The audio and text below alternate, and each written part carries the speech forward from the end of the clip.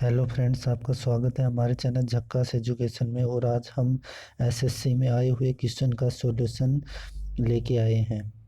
तो बिना कोई देरी करते हुए हम अपने पहला क्वेश्चन सोल्व करते हैं। देखो पहला क्वेश्चन क्या है। यहाँ पर पहला क्वेश्चन दे रखा है, एक वर्ताकार बाग की परिधि। ठीक है, एक वर्ताकार क्या है, एक वर्ताकार बाग की परिधि 253 मीटर दे रखी है हमें, और 8 प्रति मीटर स्क्वायर। ठीक है, ₹8 प्रति मीटर स्क्वायर की दर से उसे समतल करवाने में लागत बतानी है। ठीक है, तो वर्त की परिधि दे रखी है वर्ताकार भाग की, तो उससे त्रिज्या निकाल लेंगे। तो त्रिज्या निकालने के लिए क्या करेंगे, देखो वर्त की परिधि का सूत्र क्या होता है, 2 पाई का मान कितना दे रखा है, 22/7, और आर की जगह आर, और इसकी वैल्यू हमें दे रखी है 253। काटेंगे 11 दूनी 22। ठीक है, और यहाँ से 11 दूनी 22 और 11 तिया 33। तो आर बराबर कितना आ गया हमारे पास, 7 तिया 21 असल बाई 2, 7 दूनी 14 और 2 16, 161/4। ठीक है, तो हमें क्या ज्ञात करना है, देखो 8 मीटर पर स्क्वायर दे रखी है ना, यानी हमें क्या ज्ञात करनी है, उसकी उसका क्षेत्रफल ज्ञात करना है। तो क्षेत्रफल ज्ञात करने के लिए क्षेत्रफल का सूत्र क्या होता है, पाई आर स्क्वायर। पाई का मान 22/7, आर स्क्वायर यानी 161/4 गुणा 161/4। और कितने रुपए पर मीटर स्क्वायर का खर्च कितना है, 8 रुपये। ठीक है, तो यहाँ से जब काटेंगे तो देखो ये कटेगा 23 बार, ये कटेगा 2 बार, ये कटेगा 2 बार। ठीक है, तो यहाँ से ये 2 से ये कट जाएगा कितनी बार, 11 बार। ठीक है, अब देखो इसको सोल्व करने की जरूरत नहीं है, इकाई अंक से देखेंगे। ठीक है, ये 4 तो ऊपर है। ठीक है, तो यहाँ से एक, देखो इकाई अंक क्या आ रहा है, 1 × 3 × 1, 3 इकाई अंक आ रहा है। तो 3 इकाई अंक किस में है, इसमें है। तो यही हमारा क्या हो जाएगा, ऑप्शन नंबर 4 ही हमारा क्या हो जाएगा, करेक्ट आंसर। अब इसको मल्टीप्लाई करके देखना नहीं है बिल्कुल भी। ठीक है, अब अगले क्वेश्चन पर चलते हैं। देखो अगला क्वेश्चन क्या है। अगला क्वेश्चन दे रखा है, दो संख्याओं का अनुपात दे रखा है हमें, और उसमें दे रखा है पहली में से 15 और दूसरी में से 18 घटाने पर अनुपात 1:3 हो जाता है। तो दोनों संख्याओं के बीच का अंतर बताना है। ठीक है, तो ये फर्स्ट संख्या, ये सेकंड संख्या, इनका अनुपात हमें दे रखा है 5:8। पहली में से 15 घटाना है, दूसरी में से 18 जोड़ना है। तो इनका अनुपात कितना हो जाएगा, 1:3। तो यहाँ से देखो इसको क्रॉस मल्टीप्लाई करते हैं। देखो 3 को 5 से करेंगे और 1 को 8 से करेंगे, और दोनों में का अंतर लेंगे। ठीक है, तो 5 तिया 15 और 8, इनका अंतर हमारे पास कितना आ गया, 7। ऐसे ही अब क्या करेंगे, 3 को 15 से और 1 को 18 से, 3 को 15 से और 1 को 18 से, 36 18 54, नहीं 15 और प्लस 18। ठीक है, अब देखो यहाँ पर दोनों अलग अलग चिन्ह आ गए ना, तो जुड़ेगा। अगर यहाँ दोनों माइनस घटाने घटाने या जोड़ने की बात होती, तो 3 को 15 से गुणा और 1 को 18 से गुणा करके घटा देते। लेकिन यहाँ पर चिन्ह दोनों विपरीत है, तो क्या हो जाएगा, जुड़ जाएगा। तो इन दोनों का योग कितना आ जाएगा हमारे पास, 45 और 18 का 8 5 13, कितना आ जाएगा, 63। 7 की वैल्यू हमारे पास कितनी आ गई, 63। तो 1 की वैल्यू कितनी आ गई, 9। अब देखो अंतर पूछा है ना, तो पहली और दूसरी संख्या में अंतर 5 और 8 में अंतर कितने का है, 3 का। जब 1 की वैल्यू 9 है तो 3 की वैल्यू कितनी आ जाएगी, 27। तो ऑप्शन नंबर 1 हमारा क्या हो जाएगा, करेक्ट आंसर। ठीक है फ्रेंड्स, अब अगले क्वेश्चन पे चलते हैं।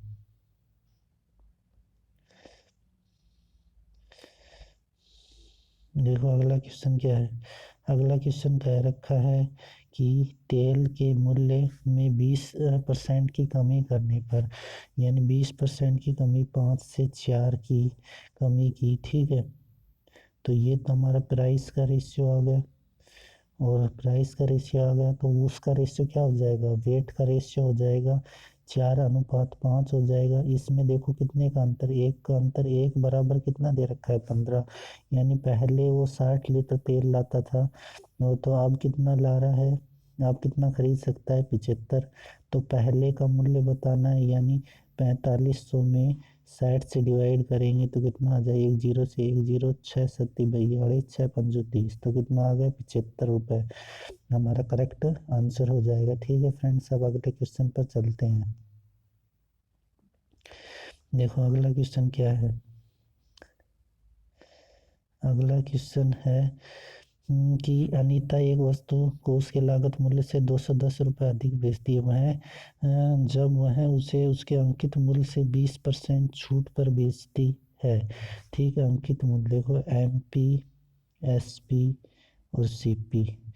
देखो क्या कहता है, अंकित मूल्य से 20% का अगर फ्रैक्शन करेंगे तो कितना आ जाएगा, 1/5 आ जाएगा, यानी 5 की वस्तु वो अगर 4 में बेचती है, ठीक है, 5 की वस्तु 4 में बेचती है, और फिर क्या कह रहा है 10% हानि, तो हानि की और लाभ किस पे होता है, CP पे, कॉस्ट प्राइस पे होता है। तो यहाँ से क्या हो जाएगा, 10% की फ्रैक्शन बनाएंगे तो क्या हो जाएगा 1/10, यानी 10 से 9 में बेचती है। अब देखो ये दोनों वैल्यू को समान करेंगे तो इसको 9 से मल्टीप्लाई करेंगे, इसको 4 से, तो ये 40 हो जाएगा और ये कितना हो जाएगा 45। तो क्या कह रहा है कि वस्तु का विक्रय मूल्य, ठीक है, विक्रय मूल्य याद करना है। अब देखो इसमें ये कंडीशन और दे रखी है कि अनीता एक वस्तु को उसके लागत मूल्य से 200 अधिक, ठीक है, तो लागत मूल्य कितना है 40 से 45, यानी 5 की वैल्यू हमें 210 रुपये दे रखी है, 5×4=20, 5×2=10, यानी 42 एक का मान कितना आ रहा है 42 आ रहा है। तो विक्रय मूल्य कितना है, विक्रय मूल्य हमारे पास कितना है 36, ठीक है, 9×36 यही तो विक्रय मूल्य है, तो 36। अब देखो इसको मल्टीप्लाई नहीं करना है, इकाई अंक देखो 6×2=12, 2 इकाई अंक किस में आ रहा है, ऑप्शन नंबर 1 में, तो यही हमारा आंसर हो जाएगा। ठीक है फ्रेंड्स, अब अगले क्वेश्चन पर चलते हैं। देखो अगला क्वेश्चन क्या है, अगला क्वेश्चन क्या है, देखो ए की आय बी की आय से 20% अधिक है, तो ए बी, ठीक है, और ये सी, ए की आय बी से सी 20% अधिक है, तो बी की हम 100 मान लेंगे, तो ए की कितनी आ जाएगी 120, और सी की आय ए ओ प्लस बी की आय से 55% कम है, यानी 55% कम है, यानी 45% है, 100 में से 55 घटाएंगे तो कितनी है 45%, यानी दोनों के योग का कितना है, दोनों के योग का 45% है, तो दोनों का योग हमारे पास कितना आ जाएगा 220, और 220 का जब 45% निकालेंगे तो देखो कितना आ जाएगा, 0 से 0, 5×2=10, 5×9=45 और 11, तो कितना आ जाएगा 99। अब क्या कह रहा है कि सी की आय ए की आय से, अब देखो से किससे लग रहा है वो नीचे आएगा, तो ए की आय से यानी 120 से 99 कितना कम है, कितना कम है 21 कम है, गुणा में 100, एक जीरो से एक जीरो, तो कितना आ जाएगा 210, ठीक है, 210, या और कर लो सिंप्लीफाई से, यहाँ से 3×4=12, 3×7=21, ठीक है, 3×4=12, तो कितना आ जाएगा, यहाँ से आ जाएगा हमारे पास, यहाँ से आ जाएगा हमारे पास, ठीक है, यहाँ से आ जाएगा हमारे पास कितना 70/4, और 70/4 को सरल करेंगे जब कितना आ जाएगा, 4×1=4, बच गया 3×7=28 और 5, 4×5=20, तो 17.5 हमारा क्या हो जाएगा, करेक्ट आंसर हो जाएगा। ठीक है फ्रेंड्स, अब अगले क्वेश्चन पर चलते हैं। अगला क्वेश्चन देखते हैं क्या है, अगला क्वेश्चन है 58 किलोमीटर/आवर्स की गति से एक रेलगाड़ी एक्स विपरीत दिशा में चल रही 50 किलोमीटर/आवर्स की चाल से एक अन्य रेलगाड़ी वाई पूरी तरह पार करने में 16 सेकंड का समय लगती है। रेलगाड़ी वाई की लंबाई रेलगाड़ी एक्स की लंबाई से दोगुनी है, तो रेलगाड़ी वाई एक पुल को 54 सेकंड में पार करती है, तो पुल की लंबाई ज्ञात करनी है। ठीक है, अब देखो इस दोनों में क्या दे रखा है, विपरीत दिशा में दे रखा है, और कितने समय में पार करती हैं एक दूसरे को, तो विपरीत 16 सेकंड में, तो विपरीत दिशा में यानी दोनों की स्पीड जुड़ जाएगी, तो 58 प्लस 50, यानी दोनों की स्पीड 108 हो गई। लेकिन हमें यहाँ सेकंड में दे रखा है टाइम, इसलिए इसको मीटर पर सेकंड में चेंज करेंगे। ठीक है, तो दूरी क्या हो जाएगी, समय समय गुणा, ठीक है, समय गुणा चाल। तो समय कितना दे रखा है, 16। ठीक है, तो 108 गुणा 5/18 गुणा 16। ठीक है, तो यहाँ से करेंगे 9 दूनी 18, 9 एकम 9, 9 दूनी 18। यहाँ से करेंगे 2 छक्की 12, तो कितना आ जाएगा, 6×5 30 और 16×3 48, यानी 480 मीटर आ जाएगा। अब क्या कह रहा है कि वाई की लंबाई एक्स की लंबाई की दोगुनी। ठीक है, ये एक्स ये वाई की लंबाई है वो एक्स की लंबाई की दोगुनी, यानी एक्स अगर 1 है तो वाई का अनुपात 2। अब 480 को 1:2 में विभाजित करेंगे, यानी 3 रेशियो का मान हमारे पास 480 आ गया। तो 1 रेशियो का मान हमारे पास कितना आ जाएगा, 3 एकम 3 160। ठीक है, तो वाई की लंबाई हमारे पास कितनी आ जाएगी, यानी 2 रेशियो हमारे पास कितनी आ जाएगी, 0 6 दूनी 12 सल्फा 1, तो 320 आ जाएगी। ठीक है, वाई जो ट्रेन कितनी लंबी है, 320 मीटर लंबी है। ठीक है, यहाँ तक हमारा क्वेश्चन हो गया। हम देखेंगे आगे हमें क्या प्रोसेस करनी है। इस ऊपर वाले को मिटा देता हूँ। अब आगे हमें बताना है, देखो क्या बताना है कि रेलगाड़ी की क्या कहती है, रेलगाड़ी एक्स की लंबाई। ठीक है, यहाँ तक हो गया। अब आगे वाई एक पुल को, ठीक है, यहाँ से रेलगाड़ी वाई एक पुल को 54 सेकंड में पार करती है। तो रेलगाड़ी वाई की स्पीड कितनी है हमारे पास, 50। लेकिन ये किलोमीटर में है, इसलिए मीटर पर सेकंड में चेंज करेंगे।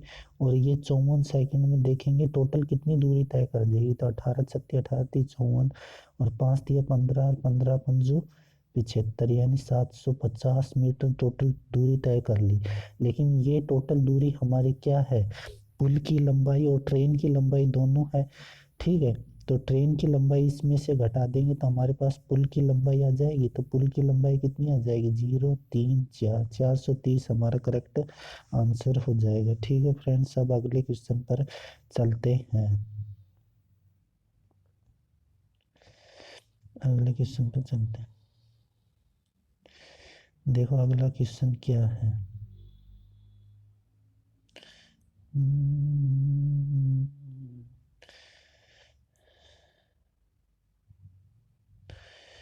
अगला क्वेश्चन है, एक किसी निश्चित कार्य को 18 दिनों में पूरा करता है, बी उसे 30 दिनों में पूरा कर सकता है। वे एक साथ मिलकर 9 दिन काम करते हैं। ठीक है, और शेष काम सी द्वारा 4 दिनों में पूरा कर सकता है।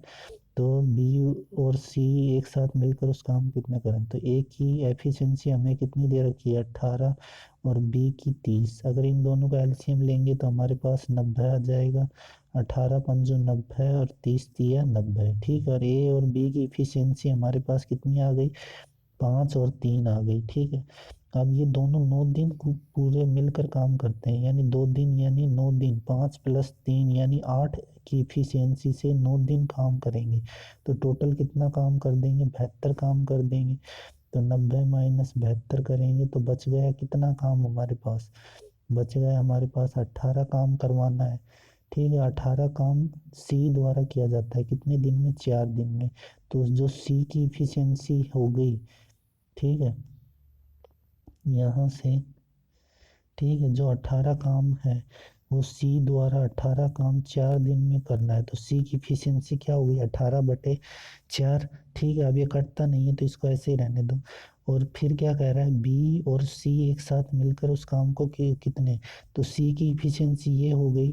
तो बी + सी की एफिशिएंसी, दोनों की एफिशिएंसी कितनी हो जाएगी, 18/4 प्लस, यानी एफिशिएंसी मतलब कार्य क्षमता कितनी हो जाएगी, यहाँ से 18 और 12। ठीक है, एलसीएम लेंगे जो 18 और 12 कितना हो जाएगा, 30/4। ठीक है, अब जगह नहीं है तो मैं ऊपर से मिटा लेता हूँ, यहाँ से ये पोर्शन मिटा लेता हूँ। तो टोटल काम हमारे पास कितना था, 90 था ना, हाँ 90 था। देखो यहाँ से देखो टोटल काम कितना था, 90। और 90 में जब हम 30/4 से भाग देंगे तो 4 ऊपर चला जाएगा। तो 3 तिया 9, तो 3 गुणा 4, तो कितना आ जाएगा 12, हमारा करेक्ट आंसर हो जाएगा। ठीक है फ्रेंड्स, अब अगले क्वेश्चन पर चलते हैं।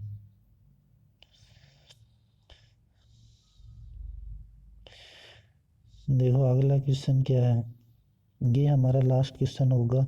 ठीक है, और बचे हुए क्वेश्चन हम नेक्स्ट वीडियो में करेंगे। एक धनराशि समान वार्षिक दर समान वार्षिक साधारण ब्याज से 4 वर्ष में 5796 और 7 वर्ष में इतने इतने हो जाती है। सात वर्ष में 6993 हो जाती है।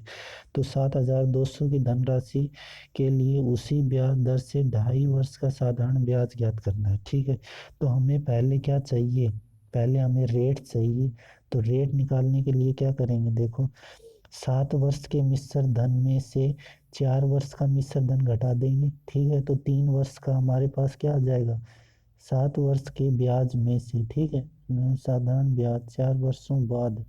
ठीक है, तो क्या हो जाएगा, 7 वर्ष के मिश्र धन में से 4 वर्ष का मिश्र धन हटा देंगे। साधारण ब्याज की दर से 4 वर्षों बाद इतने इतने रुपए हो जाती है। ठीक, तो घटाओ 6993 में से, तो हमारे पास 3 साल का ब्याज आ जाएगा।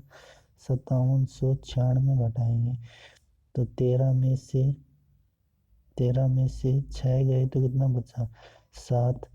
ठीक है, और यहाँ पर कितना बचा, 8। 18 में से 9 गए तो 9 बच गए। यहाँ पर कितना, 8 में 7 गए तो 1 बचा। यहाँ पर 6 में से 5 गए तो कितना बचा, 1 बचा। और ये हमारा कितना है, टोटल 3 साल 3 वर्ष के बराबर है। 3 तिया 9, 2 बचा, 3 सत्ता 21, 3 अट्ठा 24, 3 नम 27। तो 1 बराबर हमारे पास कितना है, 399। ठीक है, 399 है 1 बराबर। जब 1 बराबर हमारे पास 399 है, यानी 1 साल का जो ब्याज है वो कितना आ जाएगा, 399 आ जाएगा। तो हमें 4 साल का ब्याज अगर इसमें से घटा दे तो हमारे पास क्या आ जाएगा, 4 साल का हमारे पास मूलधन आ जाएगा। तो 399 गुणा 4, तो कितना हो जाएगा, 9 छक 36 चल 3, 9 छक 36 और 3 39 चल 3, 4 तिया 12 और 2 14, 1496। जब 1496 घटाएंगे 5796 में से 1496 घटाएंगे।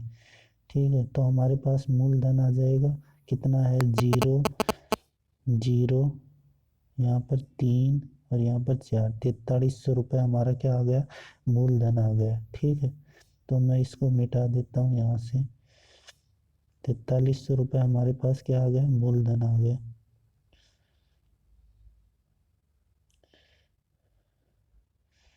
ठीक है, 4300 रुपये मूलधन आ गया, और ब्याज 399 किस पर, 4300 पर, और गुणा में 100। ठीक है, तो ब्याज परसेंटेज हमारे पास यहाँ पता चल जाए कितनी है। तो 2 जीरो से 2 जीरो, और यहाँ से इसको काटेंगे, जब इसमें भाग देंगे तो देखो कितनी बार जाएगा। ठीक है, यहाँ से 43 में से भाग देंगे तो देखो 7 8 9 10 19 नहीं, 3 3 6। ठीक है, तो यहाँ से जो भाग जाएगा वो देखो कितनी बार जाएगा। ठीक है, तो यहाँ से भाग जाएगा 10 बार तो जा नहीं सकता है। ठीक है, तो 6 7 8 9, 10 बार तो जा नहीं सकता है, तो कितनी बार जाएगा। ठीक है, इसको ऐसे ही रहने दो। ठीक है, 399/43 ही रख लो। तो यहाँ से देखो, मैं ये मिटा देता हूँ नीचे वाला। तो यहाँ से क्या करेंगे,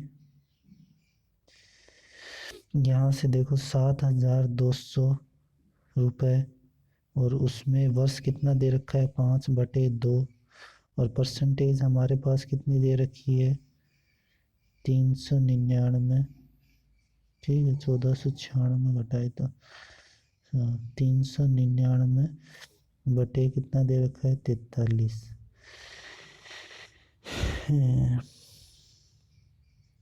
अब काट तो दिखा, कोई कट रहा है क्या? ये कट रहा है, ये कितनी बार कट रहा है? 36 बार कट रहा है। ठीक है, और 43 से कितनी बार कट रहा है? 43, 7, 8, ठीक है, 8, 9, 9 बार भी नहीं कट सकता, 3 बार कट सकता है। 399 गुणा 4, 936/3, 936/3, 39/3, 4 दिया 12 और 2, अरे 12, यहाँ पर गड़बड़ी कर दी हमने। ठीक है, कहाँ गड़बड़ी की है?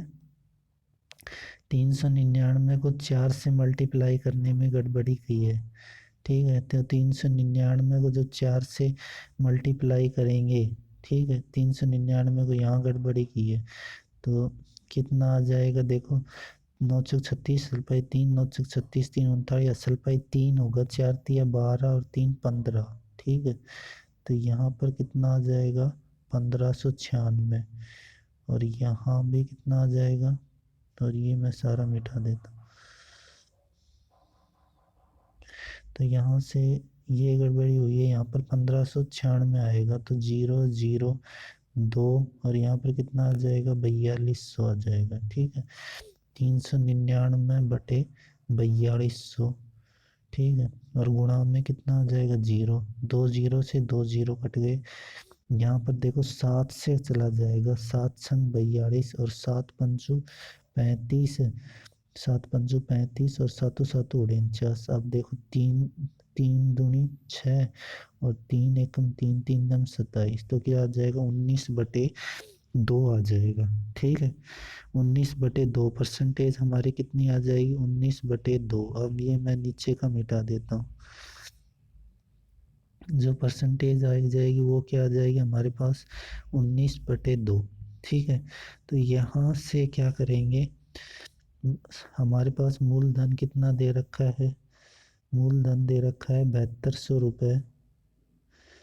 ठीक है, और समय हमें दे रखा है 5/2, और जो ब्याज दे रखा है वो कितना दे रखा है? ब्याज परसेंटेज 19/2, और बटे में गुणा में 100।